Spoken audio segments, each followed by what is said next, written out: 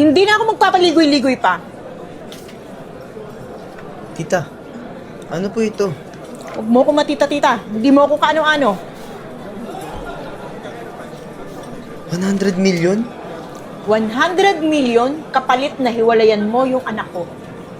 Po? Tita, wala naman pong halaga yung pagmamahal ko kay Eden sa anak niyo. Anong gusto mong mangyari sa anak ko, ha? Dito mo isasadlak sa lugar na to? Hindi ito ang kinalakihan ng anak ko. Squatter! At saka, alam mo, pinalaki ko yung anak ko na may pangarap ako. Ikaw lang. Ikaw lang ang magugustuhan niya. Ikaw lang ang makakasama niya. Pero mahal ko po si Eden. Totoong mahal ko po siya. Ginagawa ko naman po lahat para matustusan yung pangangailangan namin eh. Tsaka mahal ko po talaga siya. Lecheng pagmamahal yan. Kung pagmamahal mo lang, ha? Paano mo iaayos yung buhay ng anak ko? Sige nga! Sa isang linggo, may gaganaping party ng pinakamalaking kumpanya dito sa Pilipinas. At ang CEO nun, naghahanap ng mapapangasawa.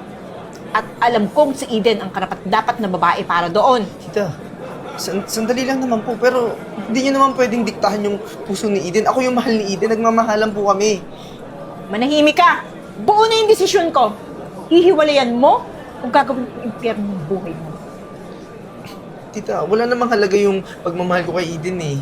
Tsaka, ako yung mahal niya. Huwag niyo po siya itulak sa taong hindi niya naman mahal. Naulit ko sa'yo, nakapag-desisyon na ako. Tita! Huwag mong ipilit si Eden sa taong hindi niya naman gusto. Ako yung gusto ni Eden. Mahal ko siya. Mahal niya ako. Nang mahimasmasan ka! Napakatitid ng utak mo! Ang sinabi ko sa'yo, nakapag-desisyon na ako!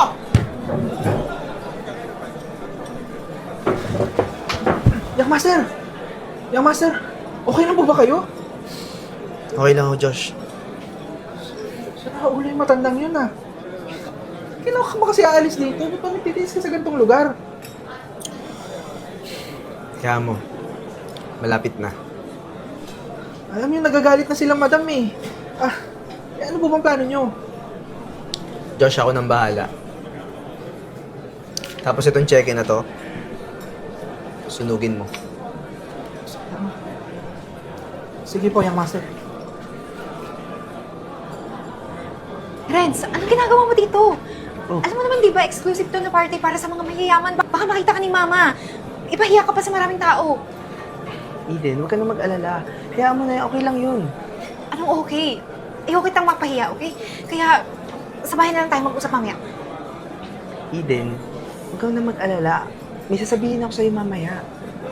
Mamaya? Ano ba? Sige, sa bahay na nga lang. Pwede ba umalis ka na? Sige na, umalis ka na. Baka makita ka ni Mama.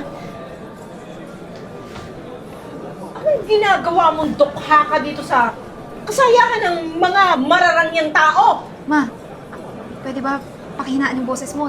Nakakaya sa mga tao dito.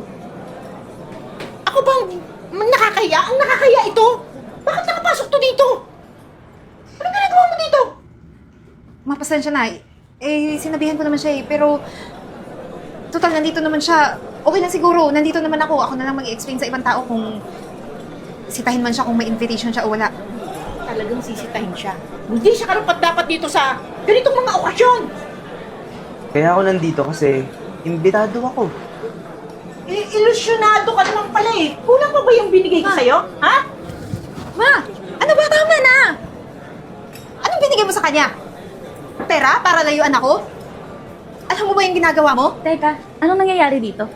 Madam Aryan, pasensya na po kayo ha. Alam ko kung kayo ng kapatid ng CEO. Pinapaalis ko lang kasi itong dukhang to. Hindi ko nga maintindihan paano yung nakapasok dito yung basurang yan. Mamaya papagalitan ko yung guard eh. Kung paano naging gate crasher yan. Alam mo to? 2 beses ko na nasampal to eh ng matauhan. Gusto ko naman pakasalan tong anak ko. Alam naman niya na hindi siya karapat-dapat dito sa anak ko. Wait lang po ah. Tama ba yung narinig ko? Sinampal mo yung kapatid ko? Kapatid mo? Oo, kapatid ko. Ma'am, teka. Parang naguguluhan ako sa sinasabi mo. Ikaw naman, Renz eh. Ang sabi nila, Dokha, bakit? Sa squatter yung nakatira, ma'am. Sinabihan na kita, tigilan mo na yung pagpapapanggap mo na mahirap. O ayan, nangyayari ngayon. pasensya na kung lahat kayo naguguluhan ngayon. Eden, tsaka Ma'am Gina. Nagpanggap lang naman ako na mahirap.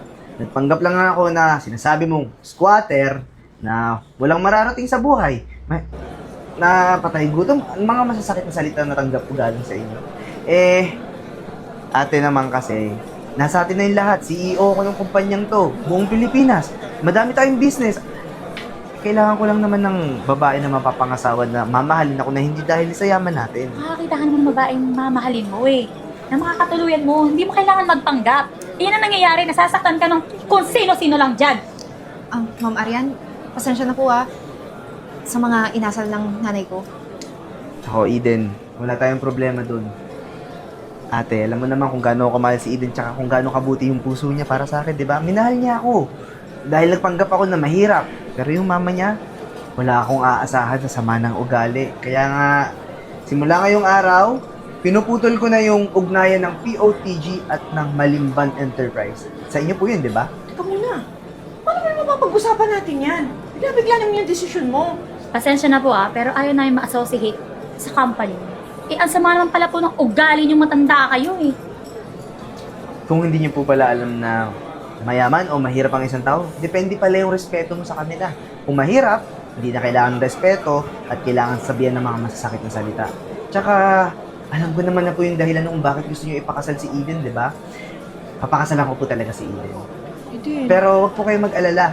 Papakasalan ko siya dahil mahal ko siya. Pero gusto ko na maputol yung ugnayan ng kumpanya ko sa kumpanya niyo po. Eden, kausapan mo naman sila. Wala akong magagawa. Dapat mo ring matutunan yung pagkakamali mo. Kaya, agree ako sa kanila. Pasensya na po, kahit lumuhod pa kayo dyan sa harapan namin, hindi magbabago ang isip namin. Sabi nga nila, di ba? Don't judge the book by its cover. Masyado kayo mapanghusga para hindi kayo katapak sa lupa. Guard! Pakidampot na ngayong hampas lupa na yun. Ayan. Tara na po.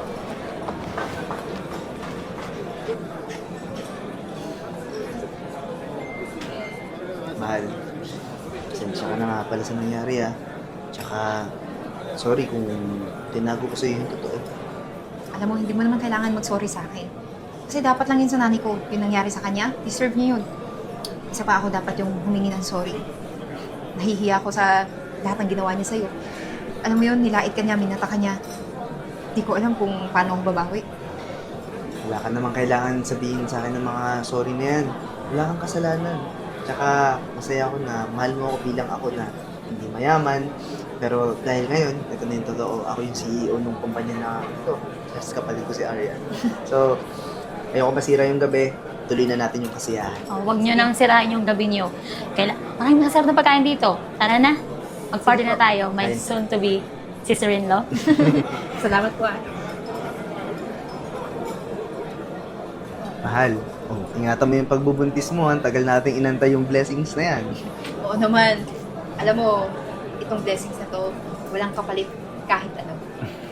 Tsaka excited na ako na dumating yung araw na makikita ko na yung baby natin. Tapos, pag tinawag ko, pagka di sumunod, papaluin ko agad. Uy, huwag naman ganun. Ito naman masyado. Alam Biro mo, lang. gutom na ako eh. Pati si baby, gutom na. Oh, alika na at kumain na tayo. Eden. Ma. Renz, pumunta lang ako rito para humingi na sa mga dispensa sa inyo.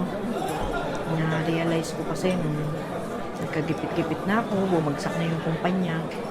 Sobra na pala akong naging mata pobre. Masyado ako nasilaw sa pera. Akala ko wala nang hangganan yung lahat. Akala ko kaya kong paikutin lahat. Kaya kong bilhin lahat. May katapusan pala yung lahat. Alam mo, tita, masaya ako na narinig ko yung mga bagay na yan. Galing sa inyo. Hindi ko kinagagala o kinatutuwa yung nangyari sa inyo na kahirapan. Pero masaya ako kasi natuto kayo. Natuto kayong rumespeto sa ibang tao na hindi basihan ang yaman o estado sa buhay para irespeto ko sa tao. Tsaka matagal na po na panahon na yun. Matagal na din namin kayong inaantay. Ang totoo naman yan, Renz, galing din ako sa hirap. Kaya lang, nung yumaman ako, ayun, nadala ako ng sistema. Kaya, pasensya na talaga, ha? Ma, gaya ng sabi ni Renz, matagal na yun. Ibig sabihin, kinalimutan na namin ang nangyari dati. At gusto kong sabihin sa'yo na matagal na rin namin kang pinatawan.